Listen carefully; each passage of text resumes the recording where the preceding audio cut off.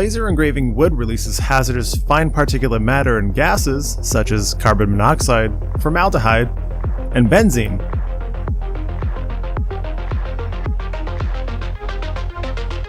Fuck. Hello, I'm back. My name is Eric. I'm a nerd who makes things, and sometimes I make nerdy things. In my last video, I made a customized Dice Tower box for a character named Shiel. Little did I know that engraving wood comes with significant health risks. Since I want to continue to engrave wood and possibly metal, I should make a laser engraver enclosure. Breathing in toxic fumes every time I want to make something cool isn't exactly my idea of fun. I have a small mountain of thin plywood that was thrown away by a local business, so I plan on using that as it's free. While I figure out how to make this box, I want to clearly state out the goals and functions that I want this enclosure to achieve. Number 1, the most important goal is to capture all toxic fumes and transport them outside. Number 2, I want there to be a swinging door positioned on top of the box, allowing for easy access. Number 3, I want to oversize the enclosure in case I upgrade my laser bracket or diode in the future. And finally, number 4, I want viewing panels on top of the door and on one side of the box. This is for safety in case a fire starts. Everything feels a little bit easier when you lay down a plan of attack. In order to aerate this box properly, the plan is to get a fan and a vent. The fan I'll be experimenting with is a cheap bathroom fan from Home Depot. All I was looking for was a male AC outlet connector attached to a fan. Making sure to trace the fan exhaust for reference and then tracing the vent, I drew a small rectangle inside of the vent trace. If I cut the vent tracing itself, there would be no wood to attach the vent to. Now for the door that rests on top of the enclosure. This plywood is really thin. I don't really trust it structurally. In fact, somehow, the acrylic I'll be using is heavier than the plywood itself. So, as I figure out the dimensions for these viewing panels, I'm making sure to leave a brace in between them. The door panel now needs to be cut. I want the door to swing freely, but since the plywood is thin, I think it would be a good idea to affix the backside of the door permanently to the box. To make the door a door, I'll be using these hinges that I have laying around from a past project. No, I am not a hoarder. I actually use all the parts that I keep. Just might take a few years. I don't have the original screws to these hinges. It's probably because they're dog shit. If I'm going to use the screw set I want to use, I'll need to make a brace. So I cut out some similarly sized strips and glued them together.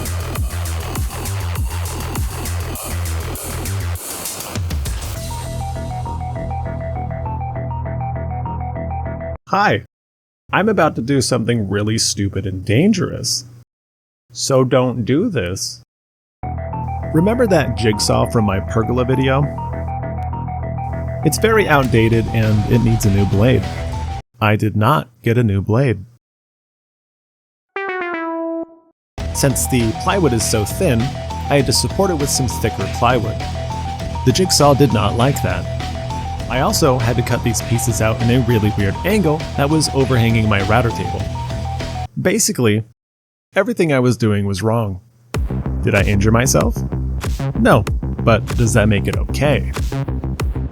Sanding off all the splinters waiting to happen, I'm left with these terrible cutout squares. Of course, I'm not going to leave them like that. I have a router table. First, I need to cut out these straight edge strips. The plan is to temporarily affix these strips along the gross wavy cut lines that I just made. I'll first tape around the square cutout, then glue each straight edge down with some pressure. I'm using liquid CA glue, otherwise known as cyanoacrylate glue. CA glue is just typical super glue. If you don't have an activator like me, don't worry. You don't need one for CA glue to work. This is how strong the adhesives are after 1 minute of waiting, which is plenty stable enough for routing. Oh man, those edges are extremely satisfying to look at. Much better than the jagged, disgusting mess they used to be. I'll freehand the exhaust hole to clean up those edges as well. Hey, couldn't you have just routed the holes out in the first place? You know, instead of doing all that dangerous stuff?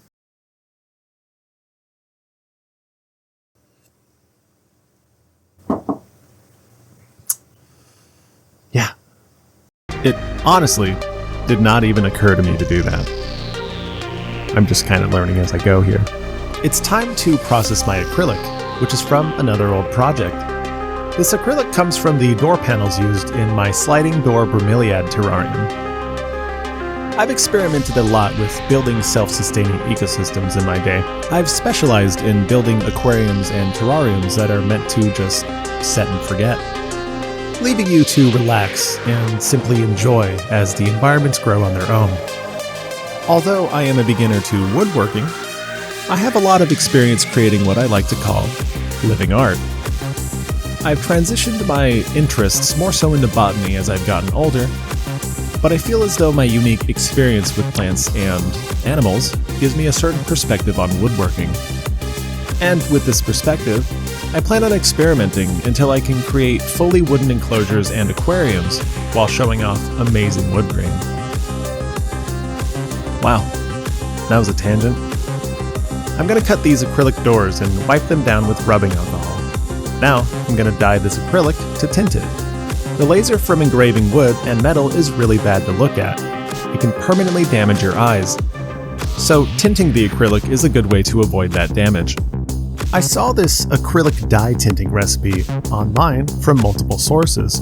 You take nail polish, Ritz all-purpose dye, and boiling water. Then you mix it all up and put your acrylic inside, making sure it's completely submerged. That is super red, so these should come out really great. 6 hours later. I actually can't believe it. I'm so glad I trusted the internet.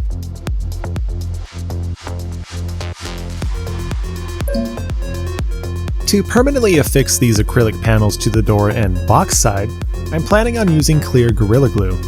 If you're going to use it for a similar purpose, make sure it says bonds to wood and plastic. For those of you who don't know, acrylic is plastic. I'm going to apply liberally and then weigh it down with a piece of plywood. It's time to assemble my big-ass box. To do this, I'll be taping all sides, pouring on some wood glue, then brad nailing the side panels into the floor piece.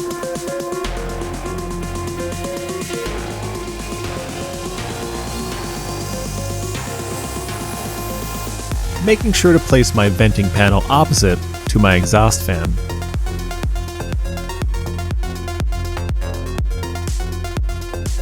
The project seems to be coming together.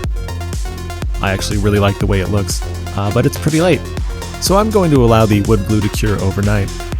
It's now the next morning, bright and early. I'd like to finish this today if possible. That means I have to assemble my door. The part of the door that permanently connects to the box has those 4 strips glued where the hinges are supposed to meet. This means that part of the panel is lifted. So in order to lift my door to the same height, I placed several MDF strips underneath it and put some weights in the middle where the 2 panels meet. That should allow me to accurately pre-drill some screw holes and attach it. Now that's swinging pretty good if you ask me. Now to finally attach the door. I don't want any fumes escaping the top here, so it needs to be perfectly shut when I'm attaching the fan. I'll be using wood glue for this.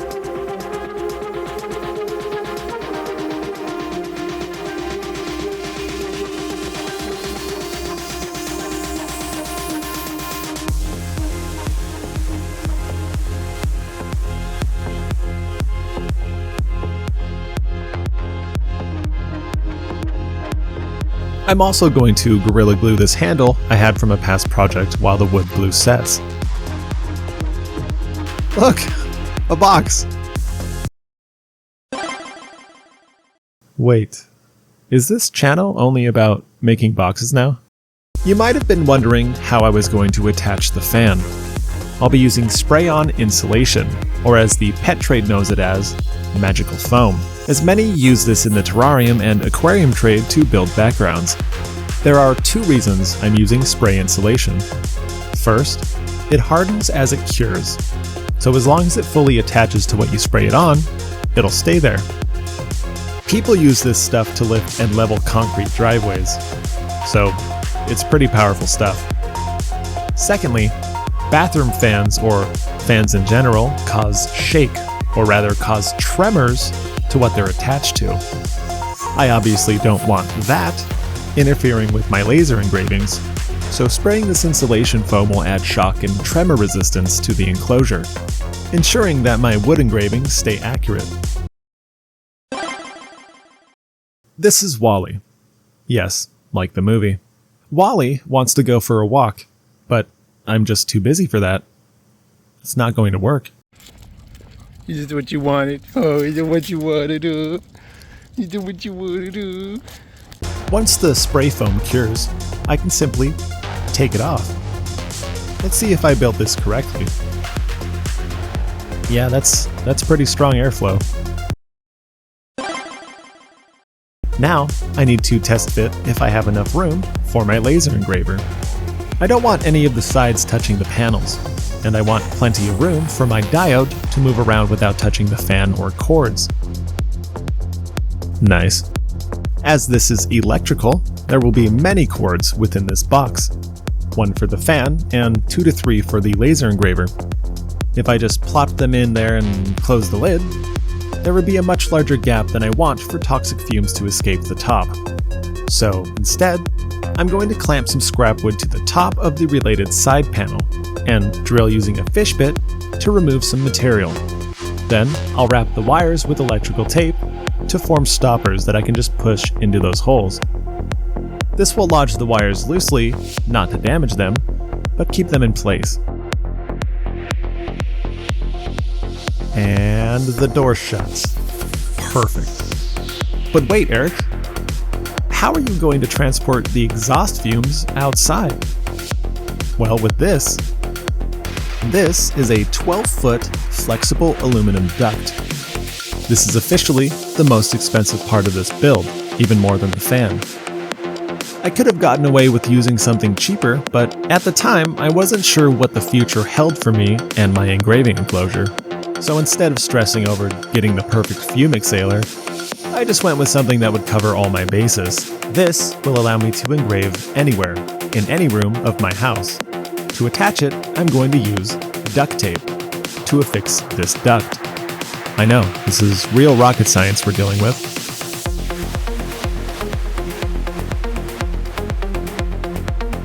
Look at that airflow. Ooh. Man. Yeah, I'll take my certificate now. Thanks. With that, the laser engraver enclosure should be finished. Finally, we just need to test it out and see if I smell any fumes. This engraving test is not calibrated. I'm just using the same file that I used for the D&D dice tower box that I made in my last video, with some scrap wood that's not meant for those settings. I'm just going to let this run until completion, and then come back and see if I smell anything. And no, I don't.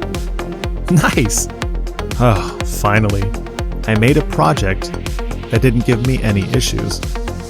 Well, except the acrylic tinting, but I'll just put some tint tape on it later. It's not going to win any pretty awards, but I didn't build it to look pretty, I just built it to be functional. Now I can start to edit my other 2 videos of footage. Stay tuned for more cool stuff. I have 96 videos planned, written on my calendar. And I'll get to them as long as I don't get sick for 2 months again. That was fun. That being said, check out my other videos, and here are my current character stats.